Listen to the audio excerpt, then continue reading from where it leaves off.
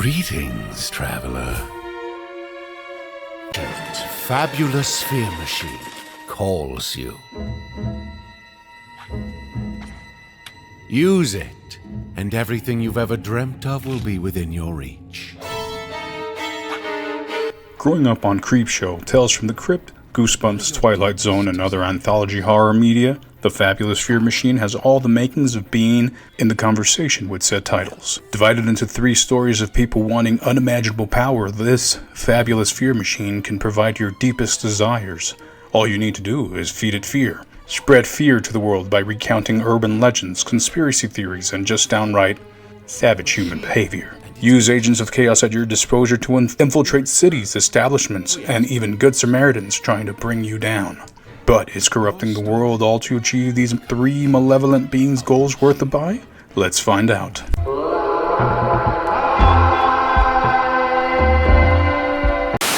Graphics, sound, and art style.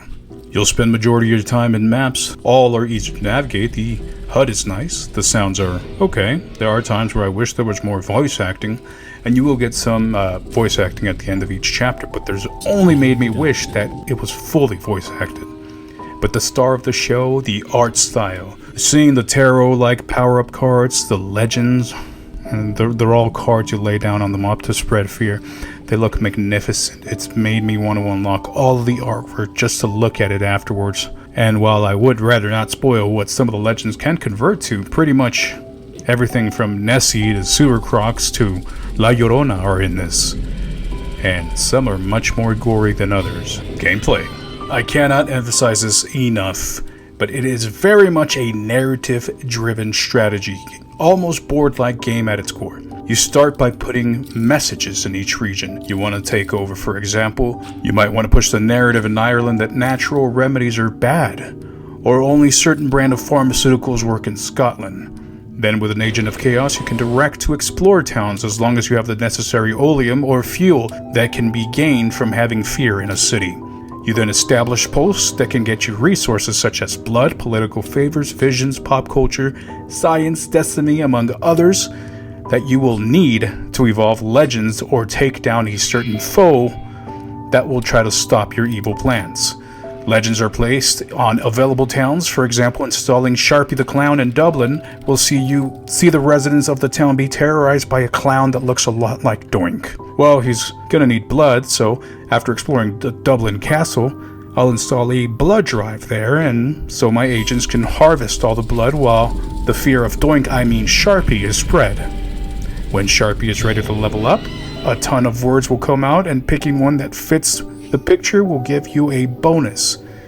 Upon meeting all the goals on the map, you will win and go on to the next page of the comic, as it will fill out with your character doing its evil deeds. Price, $17.99 USD. How many hours estimated? I beat the game in under 10 hours, and I messed up twice during my playthroughs.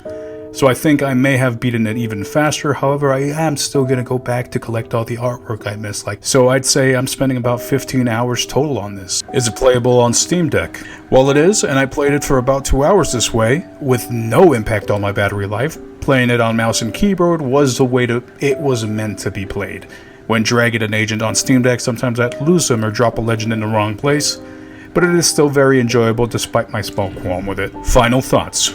What you get is an anthology horror series within a light strategy game, and being a fan of the political machine, Risk, and Creepshow, I'm the personification of the Fabulous Sphere Machine's target demographics. And every time I saw a card with some cryptid, conspiracy theory, or talking point on a cable news network, I grinned. The tongue-in-cheek commentary of our very fears in society mixed with some more occult beliefs made for an awesome time for me. I only wish that we could play on a map against a CPU opponent or opponents, because while I did very much enjoy the experience of pharmacist, girl boss, political patsy, and the megalomaniac zealot, I just kind of wanted to pick a map and infest it with fear. In the 3rd chapter of the game, everything gets real complicated and makes you strategize in ways that change the fundamentals, and the harder it got, the more fun it was. So very quickly made me regret calling it a light strategy game. And the more enemies attacked your base with your fuel depleting and only having limited movement, it was in those moments that I really wished for a free mode even more. I made a few silly mistakes like picking a town that had their borders closed, but it wasn't until after that I resetted the mission that I realized I could have just moved the message from one portion of the map to the next. Events were something I didn't take advantage of at the beginning, but they were crucial in later missions, so pay attention to all the small details. I was sort of expecting for me to pick a character and go into the world, but alas, I had not read the description that I mentioned earlier, narrative driven. So with replayability sort of shot, is the Fabulous Fear Machine still worth your money? Absolutely. For under $20 you get a fun game with a niche B-horror story, a campy horror I love, especially around this time of year. Buy it now.